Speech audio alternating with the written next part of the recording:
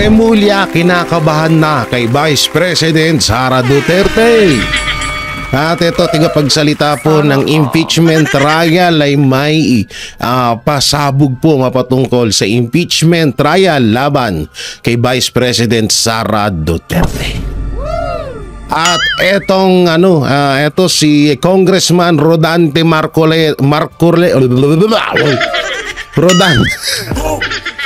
kay Congressman Rodante Marcoleta may matinding banat kay Marcos Jr. Nako po, ito na nga. Alam nyo, ito si ang ating senador, bagong senador ngayon na si Rodante Marcoleta ay isa sa mga kinakabiliban ni Pangulong Rodrigo Roa Duterte. So bakit nga ba? So yun nga po yung talino at tapang nitong taong ito. No? So talagang at eto na nga si Remulla DOJ ba? Ay umamin na talagang kinakabahan na. No, kinakabahan na kay Vice President Sara Duterte. No, ito yung mga pag-uusapan natin ngayon, mga banateros, grabe talaga. Grabe ang mga nangyayari ngayon at pasensya na naman ho kayo, hindi na naman tayo nakapag-upload kasi sa kadahilanan na medyo may mga kailangan lang tayong harapin ng mga bagay-bagay sa ating buhay para, alam niyo yun, para minsan-minsan naman magkaroon tayo ng konting problema. Ikaw lang yung tao na naghahangad ng problema, Jay, ha? So eto na nga may mga alam nyo, kaya tayo hindi nakapag-vlog may mga inaasikaso at medyo nabibisi tayo sa mga buhay-buhay. Siyempre tayo ay binata. Kaya kailangan natin minsan bigyan ng oras yung ating sarili, hindi puro trabaho. Kaya bilis ito tumanda Tingnan mo ako, baby face. Baby face ka pala mukha mo. Nabuka tuloy. So yung mga kaganapan sa politics, palapit po ng palapit ang 2028 at patindi po ng patindi yung mga nangyayaring sagupaan at mga kaganapan sa mundo ng politics world dito sa Pilipinas. At ayun na nga wala pa rin pinagbago. As usual na wala naman tayong ibang napapanood at nababalitaan na magandang ginawa ng Administrasyong Marcos. Kung hindi as usual nga, diba, sabi ko, Duterte pa rin ng kanilang ipinangtatabon sa mga dapat nilang sagutin na mga issue. No, yung mga issue na dapat nilang sagutin. Katulad na lang to, may nakita akong picture kanina. Asan na yun? Asan na yan? Gigigil ako. Ay, hindi yan. Eto, katulad na lang nito, isa sa mga garapata ni Marcos Jr. Adi, alam nyo, marami nagsasabi sa comment section, Jay, ba't garapata ang tawag mo sa mga bata ni Marcos Jr.? Sabi ko, unang-una, si Marcos Jr., aso yan ni Martin Romualdez. Si Martin, at saka aso yan ni Lisa Araneta Marcos. Kaya etong si Marcos Jr., etong mga to, katulad nito ni Auntie Claire, ito yung mga garapata. Alam naman na natin na under si Pangulong Marcos Jr. sa kanyang Monica Iha ba? Sa kanyang nagbubod tanging asawa na si Lisa Araneta Marcos at sa kanyang pinsan na si Martin Romualdez. So diyan siya, alam niyo naman, under siya niyang mga yan. Sa totoo nga lang, mas parang si Martin Romualdez na nga talaga ang presidente ngayon ng Pilipinas. At hindi naman si Marcos. Ano lang yan si Marcos? Puppet lang yan. So eto na nga sabi niya, ang Pangulo. Ang Pangulo ay pukus sa trabaho. Kapag siya man ay umalis ng bansa, may dalang magandang balita. May magandang relasyon sa iba't ibang leaders. Yan po yung sinabi ni Madam ni Attorney Clarita. Clarita din. Yan yung sinaniban ng diba? Demonyo.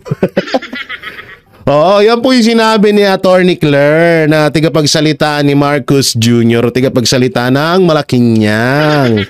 Eto na nga ang sabi niya rito nga ay may maganda daw na idudulot ang mga trouble ni Marcos Jr. sa iba't ibang bansa. Gumastos ang Malacanang ng 87 million na budget para lang sa mga travel ni Marcos Jr. Pero asawa ni yan na naman wala ho tayong nabalitaan na merong magandang naidulot yung mga travel na yan ni Marcos Jr. Ikaw lang ang nagsasabi niyang Yudi Punggol ka. Hindi, totoo lang si Attorney Claire lang naman ng ang nagsasabing may magandang naidudulot. Ang magandang naidulot, may nadala ba rito si Marcos Jr. Simula nang umalis yan? Magandang relation, sige, pwede. Magandang relation o magandang ugnayan sa mga leader sa iba't ibang bansa, siguro maaari pa yon. Pero ang kasi doon, ang katanungan is paano dapat yung mga pag-travel ni Marcos Jr. at paikipagkita sa ibang leaders, dapat talaga tumataas ang investment or tinatawag na mga investor dito sa Pilipinas. Kaso wala naman Meron ba? Hindi namin ramdam.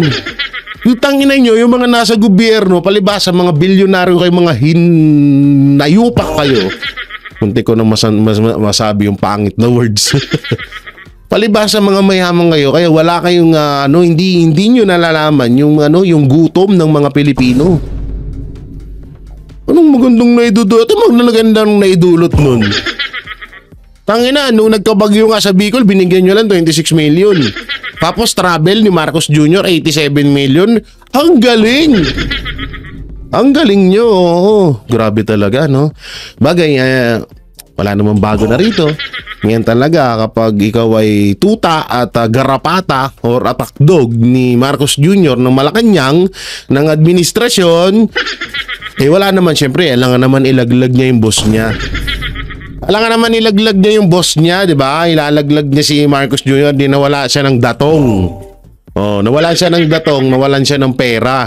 So, kailangan niya talagang tawag dito, kailangan niya talagang bula-bulahin. Di alam mo dito, ang niloloko dito ni Claire Castro, yung sarili niya. Kasi alam na natin kilala na natin siya. Alam na natin kung ano talaga yung ginagawa ng administrasyon at subok na natin, 'di ba? So, sa madaling salita, ang niloloko ni Attorney Claire ay kanyang sarili. Wala sa ibang niloloko, sarili niya lang talaga. No, sarili niya lang talaga ang kanyang niluluko dahil nga ni gusto niyang paniwalain yung mga tao na totoo nga yung sinasabi niya, kaso tayo hindi naman tayo naniniwala sa mga ganito. Binabasa lang natin at pinapakita ko sa inyo para may mapagtawanan tayo. Minsan kasi kailangan mo talagang maging masaya. Kailangan mo talagang maging happy ka sa life mo, syempre, lalo't broken. Hindi naman ako broken, no. Maraming nagmamahal sa akin. Hindi ko lang sila maisa-isa, charot. Kaya kailangan natin magpasaya, kaya inilalabas ko to. Focus sa trabaho. Tangna mo. Ay, sorry. Dito na tayo, no, sa banat ni Vice President Sara Duterte. Ito, alam nyo to. Ang ganda ng sinabi dito. Ito in-explain po dito ni Senator Marcoleta, dahil nga kasi isa ito sa ginamit sa impeachment laban kay Vice President Sara Duterte. Yung sinabi ni Vice President Cuno na papatayin niya si Marcos Jr. So eto pakinggan ho natin. Pasok, Marcoleta, pasok. Ay mawala yung threat na yon o kaya ma-counter ang threat na yon. Sinabi niya, nag-hire na rin ako pag ako'y napatay. Opo. Meron pa siya sinabi, diretso ba si papatayin ko kayong lahat? Iba yun Iba yung pag ako napatay. Pero yung threat na merong laman, merong laman at buto. Opo. Jen, tandaan mo to. May lamanod mo to, opo. Walang kondisyon ito, papatayin kita. Okay, opo. Diretsa. Diretsa yan. Oo. Diretso yun eh. Oo. Kaya sinasabi ko, emotional outburst ito eh. Aha. Kasi nangyayaring struggle, sa nangyayari... BP Inday Sara, sige nga. Huwag ka mag-alala, ma'am, sa security ko. Kasi may kinausap na ako na tao. Sinabi ko sa kanya, kapag pinatay ako, patayin mo si BBM, si Lisa Araneta, at si Martin Romales. No joke. No joke.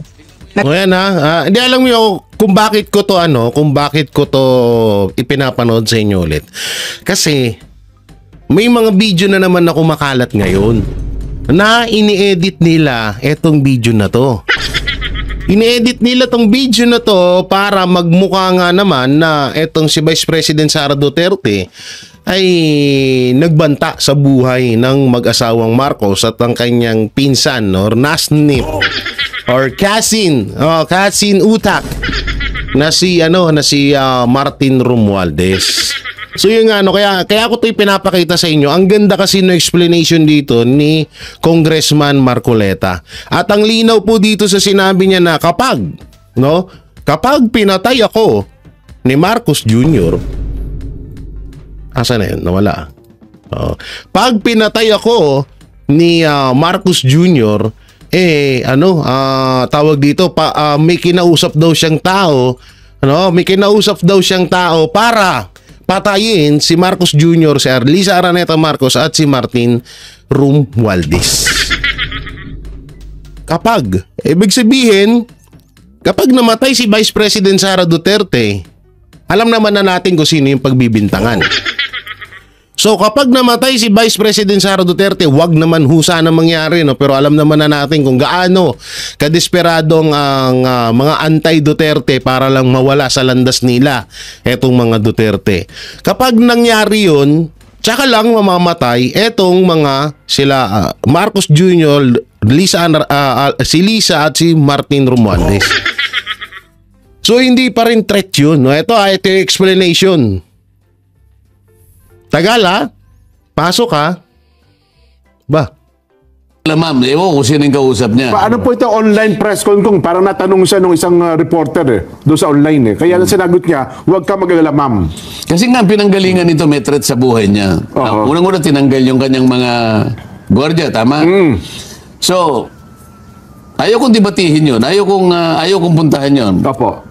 Sinabi niya may threat sa buhay niya. Ngayon, may nagtanong sa kanya, huwag ka mag-alala, ma'am. Sabi niya, dinig na dinig ko. Opo. Para sa ganon, ay mawala yung threat na yon o kaya makounter ang threat na yon. Sinabi niya, nag-hire na rin ako. Pag ako'y napatay. Opo. Meron ba siya sinabi, diretso ba si papatayin ko kayong lahat? Iba yun eh. Iba yung pag ako napatay. Pero yung threat na merong laman. Merong laman at buto. Opo. Jen, tandaan mo to. May lamanod mo to, opo. Walang kondisyon ito, papatayin kita. Okay, opo. Diretsa. Diretsa yan. Diretso yun eh. Oo. Kaya sinasabi ko, emotional outburst ito eh. Aha. Kasi nangyayaring struggle, baka naman sabihin, kinakampihan ko na, ina-analyze natin, Jen. Totoo, Anong totoo. pinanggalingan ito? Oo. Anong pinanggalingan? Lahat na ng puwersa, lahat na ng kanyon ng House of Representatives nakatutok sa kanya, samantalang yung 349 Oho. na binigyan ng audit observation memo ng COA, tatawa-tawa lang. Nakaligtas sila. Bakit ganun? Pagkatas may threat sa buhay niya. Itong mga tao niya na araw-araw inuusig ng good government. Siguro talaga sumobra na eh.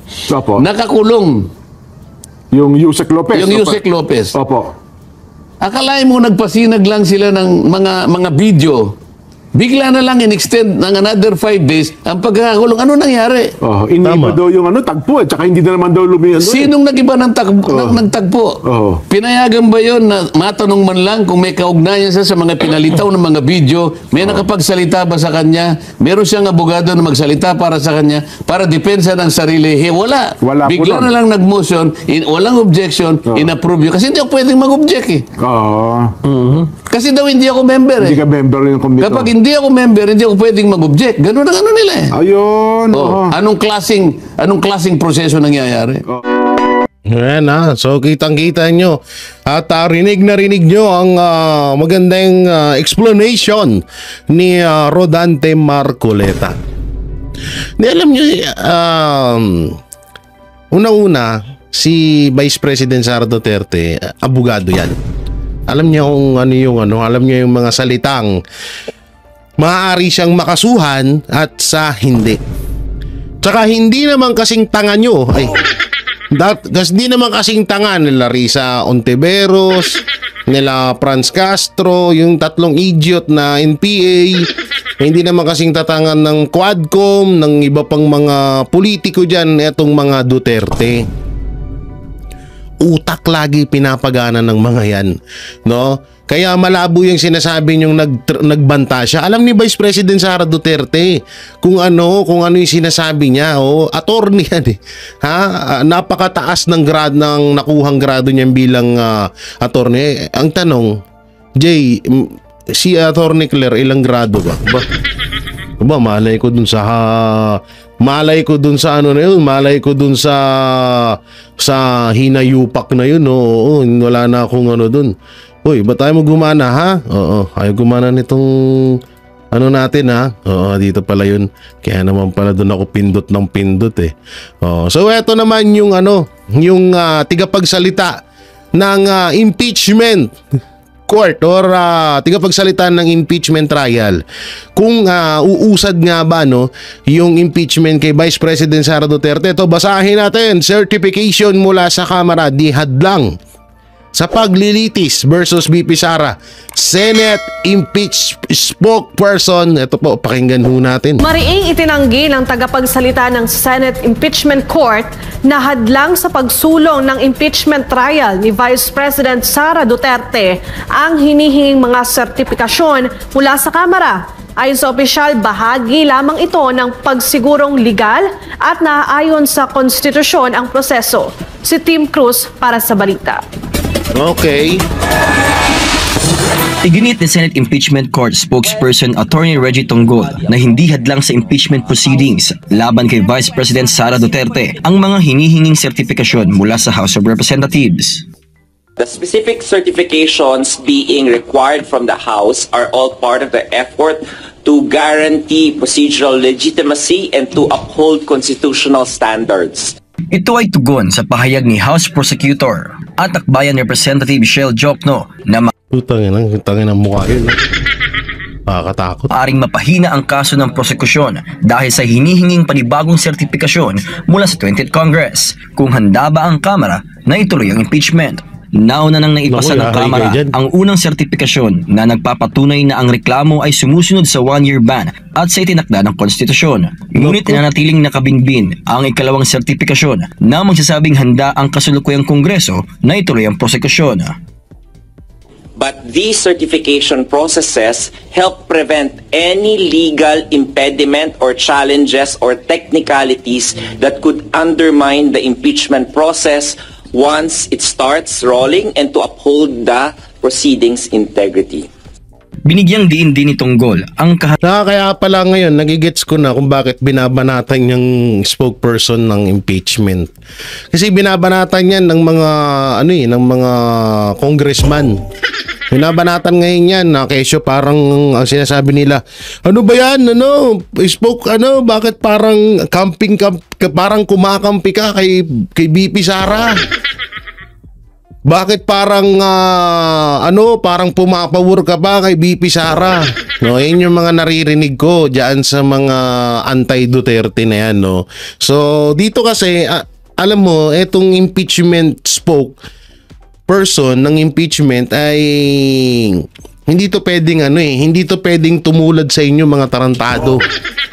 Hindi yan pwedeng tumulad sa inyo na kayo one-sided. No? Hindi pwede yung ganun. Hindi sila pwedeng porket galit ka lang sa Duterte, i-impeach mo na. Kailangan paboran mo na yun. So ganun, no? Alam nyo, hindi naman ninyo yung kadugo. Ganito kasi nangyayari dyan. Yung impeachment na yan, bakit ba nila ginawa yan? Sa totoo, walang paglabag sa batas na ginawa si Vice President Sara Duterte. Kaya lang naman na may impeachment na ganyan, dahil nga galit nga sila. At yung hangarin nga nila na mapigilan etong si Vice President Sara Duterte sa darating na 2028 election. Yun talaga yung ano doon. Yun talaga yung isa sa mga pinaka big reason, no? Pinaka big reason nila para para pabagsakin si Vice President Sara Duterte, wag matuloy o wag makatakbo etong si Vice President Sara Duterte sa darating na 2028. Ganito na lang sample. Halimbawa lang naman si sino bang magandang si Binay yan. Halimbawa si Binay, isa sa mga Binay. Kung ano ang natatamasa ng mga Duterte ngayon na tinatawag na pagmamahal ng mga Pilipino sa kanila. Kung ano yung natatanggap nilang suporta sa mga Pilipino na halos sa 100% na mga namumuhay ng mga Pilipino dito sa bansa natin, halos 90 to 95% talagang sumusuporta sa mga Duterte. Halimbawa yung mga yung katulad ng suporta na nakukuha ng mga Duterte sa mga Pilipino ngayon dahil sa magandang ginawa nila sa Pilipinas at sa maganda nila pang gagawin sa bansang Pilipinas, ganun din yung sa baliktarin natin sa Binay yun mapupunta. Halimbawa lang naman Binay, tanggalin natin yung usapan Duterte. Alam nyo, gagawin pa rin nila tong ginagawa nila sa mga Duterte ngayon. Gagawin pa rin nila yan sa mga Binay kahit walang batas na nilabag. Or sabihin na natin kahit ibang apelido, kasi nga ang pinaka nila talaga nila dito, yung kinakatakot nga nila ay maharangan sila sa kanilang plano na makaupo bilang presidente ng Pilipinas. Hindi ko naman siguro na kailangan sabihin ko sino-sino yung mga naghahangad dyan. Halos lahat naman, kahit naman itong mga senador na to kahit yung mga congressman dyan lahat yan ang pangarap maging presidente. Posibleng hindi.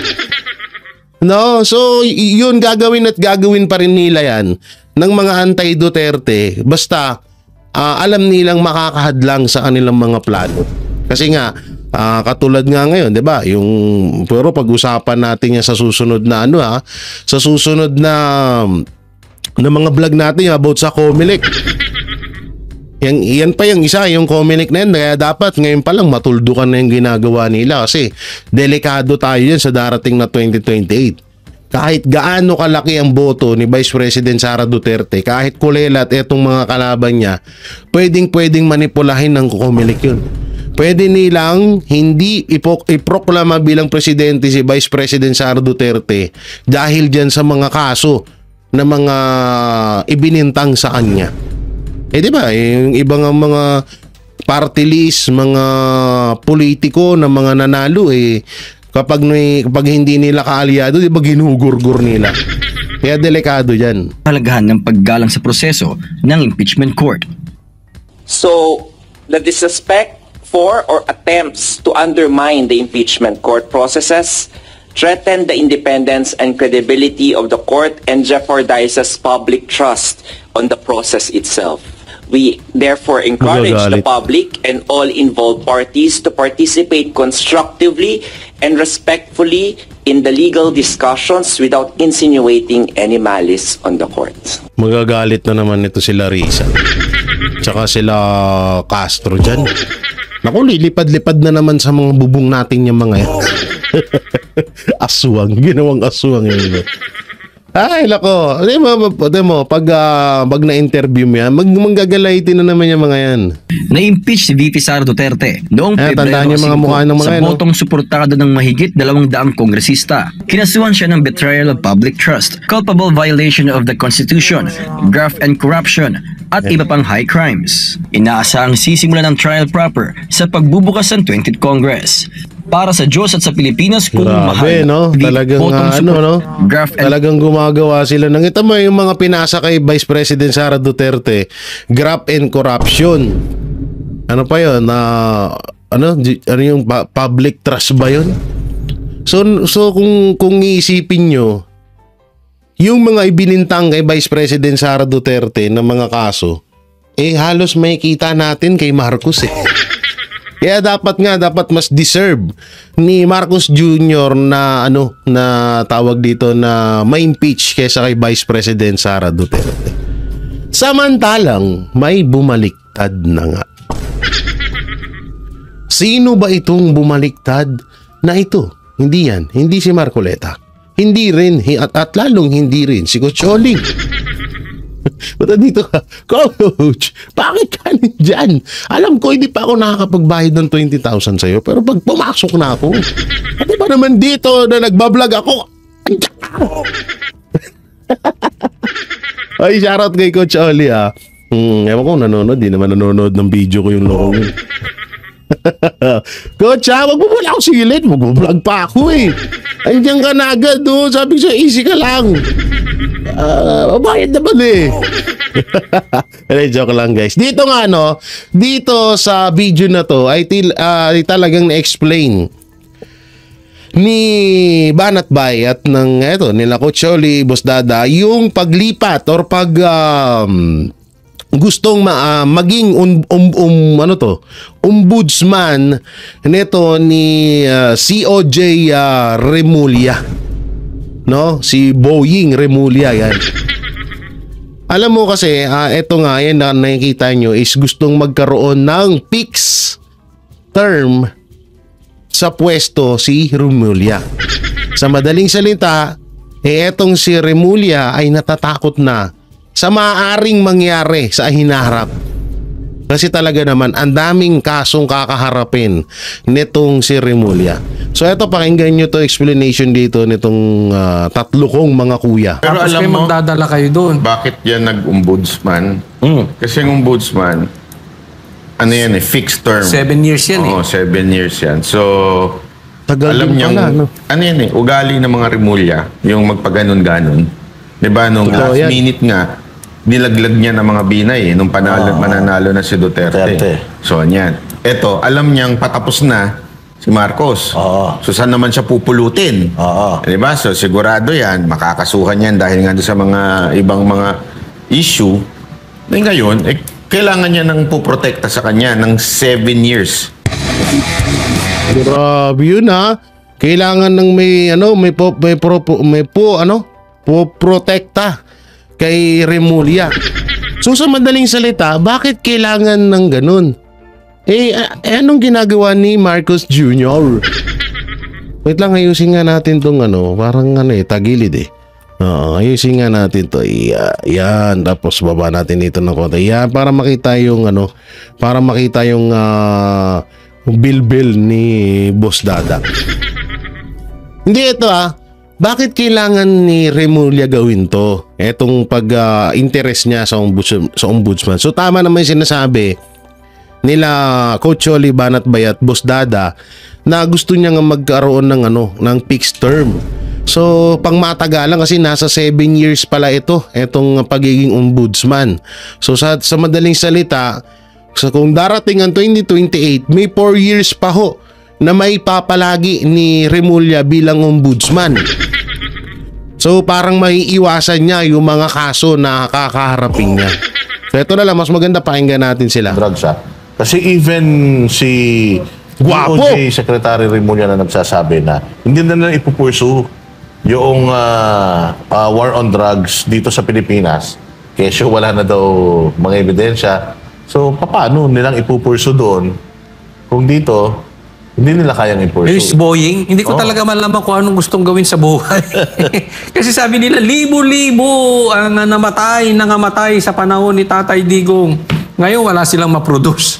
Asan na yung libo-libo? 4 lang ata. 30,000 daw eh. 4 lang. Tapos, susuportahan pa daw na kami magpapadala dyan sa dahig, susuportahan namin.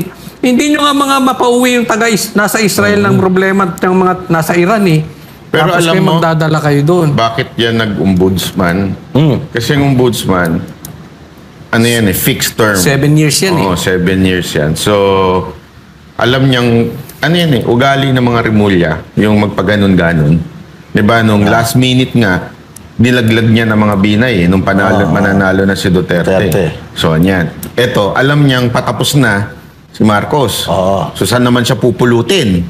Diba? So, sigurado yan, makakasuhan yan dahil nga sa mga ibang mga issue. Ngayon, kailangan niya ng puprotekta sa kanya ng 7 years. Imagine niyo 3 years pa itong Marcos administration. Tatagal pa ba siya 7 years? Yun ang tanong doon. Ewan ko lang, ha? Tapos, another 4 is, at least protected siya bilang ombudsman. Pero meron pang isang side dyan No, grabe, no? Di minsan nakakabilib din tong Remulla. Sa sobrang tuso nilang, galing nilang tumalon-talon, no?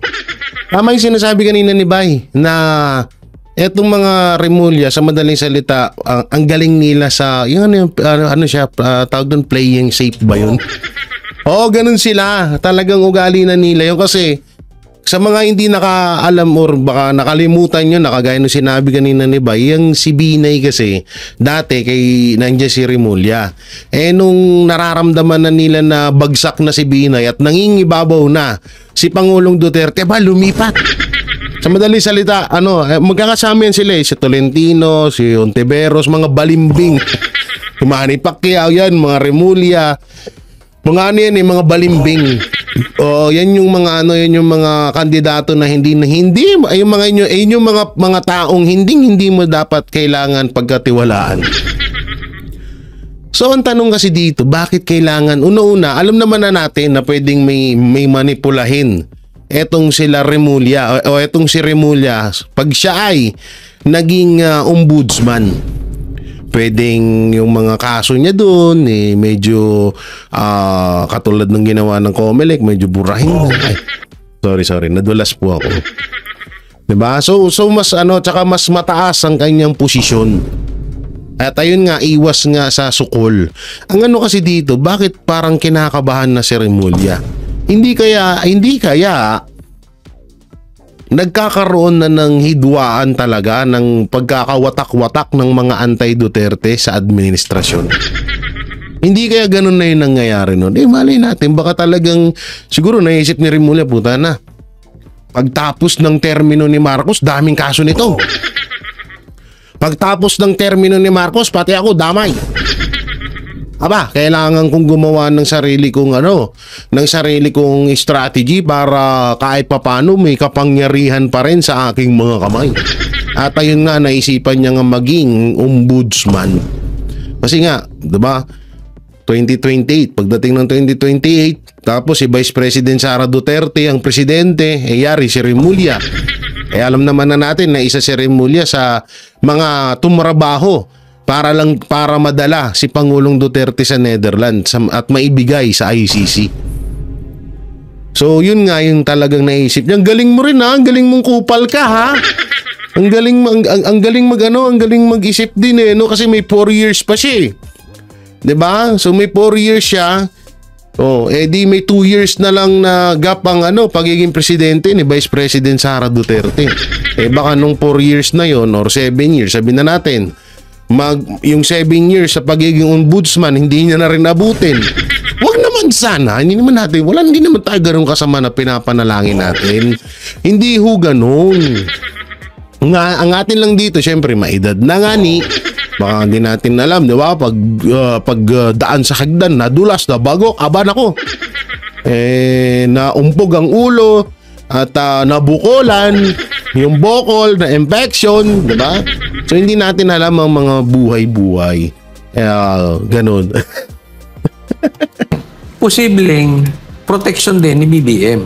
Kasi pag exit niya dyan, alam niya marami siya kalukuhang nagawa. Pwede rin. So, siyang ombudsman, siyempre, hindi na, kasi ang ombudsman. Oo, di ba? So, tama nga yung sinabi ko kanina, pwede rin protection ni BBM dahil maraming kasong kakaharapin. Yung serving lang. Sitting. So, ibig sabihin, pwede nang, hindi na siya doon kakasuhan. Sa tunay na court na siya kakasuhan. Dahil hindi na siya public official. Public official lang kinakasuhan sa ombudsman. So, halimbawa, katulad nung sa kaso ni Herbert Bautista, nakaupo pa siya nung kinasuhan siya sa ombudsman. Oo, nung nakaupo pa siya. Kung hindi siya kukuha ng ibang posisyon pa. Si BBM? Oo. Wala na yan. baka nga lumipad magtago na yun. Magtago sa dami ng kasalanan yan, dami ng mga dinispalko ng mga yan, palagay ko, kasama sa nila yung escape plan. No, yun na yun. Kaya nga diba, may katod ng napanaginipan ko. May nakaraan kasi diba hindi ako nakapag-vlog. So tulog ako ng tulog, mga banateros, mga kabiyaya. Tulog ako ng tulog. Sarap pag matulog. Talagang ngayon nanaginip ako. Ito na nga. Nanaginip ako na isa nga sa mga plano nila alam nyo yung mga travel katulad nung napag-usapan natin kanina. Yung mga travel ni Marcos Jr., akala nyo ba talaga naghahanap ng mag-i-investor or mag-i-invest dito sa Pilipinas? Ito panaginip lamang po ito, wala po itong katotohanan. Yung mga pag alis-alis pala ni Marcos, yung mga naghahanap pala yan sila ng mga pwede nilang paglikasan pagdating ng panahon na tapos na yung termino nila at sisingilin na sila sa mga katarantaduhan na ginawa nila dito sa Pilipinas. At ang masakit pa doon naghahanap din sila ng mga mapag-iimbakan na mga bangko, mapag-iimbakan ng mga ninakaw nilang pera sa kaban ng bayan. Oo, yan yung yan pa yung isang tawag dito, isa sa mga panaginip ko. Kasi talaga ito po real talk, no? Pag natapos ang termino ni Marcos Jr., yan sila Abalos, sila magkapatid na Remulla, si Torres, si Pardo, si Marbil, sino pa ba? Si Claire, ang dami niyan. Lahat yan, mamumulubi yan sa kaso. Kaya sabi ko sa yung napanaginipan natin na na 2 bag na pera na bitbit ni Torre, kulang yun. Ay nako po. Oo. Talagang bilyon na talagang masasabi mong siguro kahit inaagnas ka na sa kulungan, hindi mo kayang bunuin yung kasong mga kakaharapin nila. Kaya nga, totoo yung sinasabi nila Boss Dada, na baka isa sa mga nasa playbook nila, nasa plano nila ay makahanap sila ng mga, mga mapagtataguan. Oo, kasama yun sa kanilang plano. Kasi, alam mo yung galawang kay BP Sara, di ba, even si Tatay Digong sinabi sa atin yan, personally. Yung PI na yan, dahil sila magpinsan, gusto magstay. Gusto magstay sa gobyerno. So, pero wala na malabo na yun. Kasi wala na silang monopoly sa dahil pati sa Senado. Oh. Medyo... Pero alam mo, isa pang dyan, kaya siguro papasok sa ombudsman yan. Tandaan nyo, may maraming kaso, pati kapatid niya di ba? Alam ko, pati kapatid niya, pati sila Torre. Lahat ng involved doon sa nangyari sa KPRRD sa The Hague. So malamang sa malamang, dismiss yan pag yan ang ombudsman. Diba? I-dismiss na kaagad bago pa alam mo yung siguro, I do not know, baka. Hindi, pwede yan, sinasabi. Hindi talaga, pwede nga talaga yun. Pwede nilang mamanipula yun. Malamang sa malamang, baka yan din baka ito ay kasama pa. O baka hindi naman to hindi lang si tawag dito, may pitchung headset ko. Hindi lang si Remulla talaga ang nagplano nito. Baka ito ay baka ay utos din sa kanya. O pare, bago ka mamatay, malapit ka naman din mamatay. Lipat ka ng ombudsman para may pakinabang ka. Oo, yung mga parating nating kaso, pagdating doon, sunugin mo na. Oo, i-dismiss mo na lahat yan. Ano yung magiging papel mo doon? Kasi pare-parehas tayo mabubulok sa kulungan pag nakaupo na yan ng mga Duterte. Yari tayo dyan. Paano pa yung mga kasong kakaharapin pa nila kay Pastor? Diba? Yung kakaharapin pa nila kay OJC. Ang laki din doon. Grabing kaso yun. Diba? So talagang mamumulubi sila Talagang kahit anong billion, trillion yung hawak nilang pera. Kapag siningil ka na, unang-una ng kalikasan, at kapag siningil ka na ng karma, siningil ka na ng karma ng tao at karma ng kalikasan, naku po, talagang mamumulubi ka dyan. Talagang ang hirap. Yun yung pinaka-iniiwasan ko na karmahin talaga. Kasi kaya hanggang ngayon, napakalawak ng pangunawa ko at utak ko na wag pumatol sa mga kung ano-ano. No, kung halimbawa may pera ako, tulong ako, sige, tutulong ako. Pero syempre, hindi tira ako para sa sarili ko. Baka mangyayayat ako eh. Wala tayong pambiling burger. Sarap-sarap ng burger sa Minute Burger. Black pepper spray. Spray. Hindi, masarap kasi yung paborito ko yung burger na yan. So yun nga, kaya talagang, baka nga ito pinag-utos din ni Marcos na diyan ka sa ombudsman para pag natapos yun. Kasi wala, delikado talaga eh. Kahit anong sira natin kay Sara Duterte, minamahal pa rin ng mga netizen eh. Hindi natin mapabagsak-bagsak. Kailangan gumawa na tayo ng kasi pag nasa ombudsman nga na yung mga kaso doon, pwede mong mekus. Ay. Kasi katulad yan, merong kinaso si Pangulong Duterte kay Marbil at saka kay sino ba to? Abalos, yung talunan na yun na nga. So tinan mo nangyari, na-dismiss kagad yung ano bang kaso yun? Medyo mababaw lang naman yung kaso. Mababaw lang yun eh. Pero na-dismiss kagad sa... Yung sa anak niya, dismiss agad, di ba? Iba pa yun. Kaya nga yan baka may dahilan kung bakit siya ang... kasi sure na daw eh. Na ng bulong-bulong. Hindi, talagang... Sure na talaga yan, banat ba eh? Parang kay Torre. Di ba? Marami pa silang pautot, pa-suspense. Pero alam naman natin for a fact na siya talaga yung itatalagang reward. Oo. Kasi ito rin, ganun din. May purpose to. Hindi kaya... Ayoko sabihin. May naisip ako bigla. Ano yan? Hindi kaya sabi niya, boss, si Torre, PNP chief. Ganda ng reward. Ako wala. Naman ako. Pwede rin. Hindi. Baka nga ganun. Boss, paano ba yan? Tangina. Si Torre, PNP chief na. May pira pa. Ako may pira. Tapos, delikado ako sa posisyon ko. Baka pwede naman baka pwede mo akong gawin ombudsman. O kaya, vice president. Tangina. Pag si Remulla ang naging, ako po, wag. Ewan ko na lang kung ano mangyayari sa bansa natin. Wag naman ha. Wag panalangin natin, wag matuloy yun. Ang hirap nun, kawawa tayo dun. Actually, ganda na rin naman ng Hindi kaya ganon? Department of Justice. Hindi, mas maganda ito kasi ito fixed. Maganda. Nobody can remove you from this position. Once na... Even after Marcos, Even Marcos, hindi niya na pwede. Kahit siya, pag in-appoint ka dyan, kahit magbago isip ni Marcos, hindi niya na pwede. Alam ko, meron ding isang nag-a-apply na... So, ibig sabihin, maganda nga. Matalino nga mga kupal. Matalino ang estratehiya. Ang galing din kasi isipin niya kung pag si Remulla pala ay may luklok dyan sa pagiging ombudsman,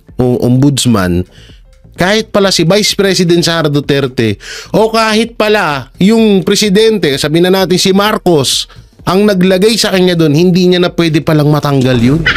So maganda matalino kang kupal ka ha.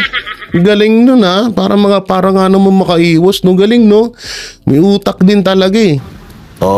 Dating justice na kadikit ng presidente nag-a-apply din yan. Akin yan. Uy, sino yan?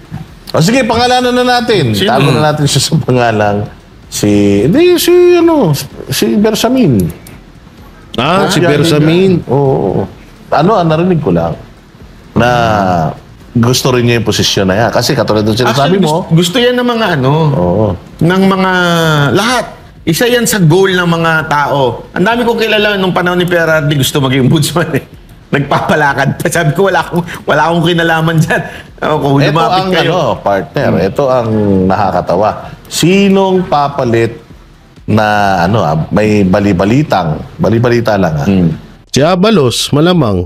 Tingnan natin kung si Abalos malamang yan ang nasa isip ko. Na yung tanong ng senador na sabi ko na nga ba, si Abalos. So, ibig sabihin, pag umakyat na si Remulla bilang ombudsman, ang papalit sa pwesto ni Remulla ay si Abalos. Naku po. Wala sasabihin na naman, wala boss, kailangan ko ng money. Gumastos ako ng milyon dun sa kandidatura eh. Magpa-poster pa ako kahit mali yung nakaletra dun. Oo, talo naman ako eh. So baka di mo akong balik dyan sa sa DOJ, Department of Justice, para control natin lahat. Walang wala nang hadlang sa ating boss. Malay mo nga, sabi ko na nga ba si Abalos Hindi nang ngiwi. Mukhang papalit na, DOJ Mukhang Secretary? Hindi. SOJ? Hindi. Ano? Special Assistant to the President. Ay, grabe. Special Mukhang assistant. may malalaglag na... Sino? Kung malalaglag si Lagdameo dahil sa Nagdameo. pakikialam nila sa BARM. Baka maglaglagan. Ayun na nga. So, kaya... Alam nyo ito kapag ang mga masasamang tao na pagsama-sama mo yan sa isang grupo, puta na nag-aaway-aaway din yan. Oo, ano yan paligsahan yan kung sino yung mas masama sa kanila. Yan, sa totoo lang baka nga may nangyayaring ng gulo diyan din, nag-aagawan sila ng pwesto. Oo, at palakasan kasi ang parang ang naririnig ko kasi bali-balita. Talagang kailangan malakas ka talagang kumabig at bumanat sa mga Duterte. Malakas yung lahat. Kailangan parang may suggestion ka kung paano pabagsakin ang mga Duterte. At kapag nakuha mo ang loob the Junior, ikaw ay bibigyan ng magandang pwesto. So parang papalitan ni Abalos etong si Lagdameo. Naku po, magsuntukan muna kayo. So yung mga banateros, mga kabiyaya, nung may kukomento nyo rito sa nais ni Remulla na maging ombudsman at dito naman sa mapatungkol po sa impeachment laban kay Vice President Sara Duterte, i-comment nyo lang po dyan sa baba at ating babasahin yan. So yun, syempre wag nyo pong kalimutan na mag-like, share, comment, and subscribe sa ating YouTube channel. Paipindot na lang din po yung bell button para lagi kayong updated sa ating mga video araw-araw. So maraming salamat, ingat po kayo palagi. God bless and peace and bye-bye.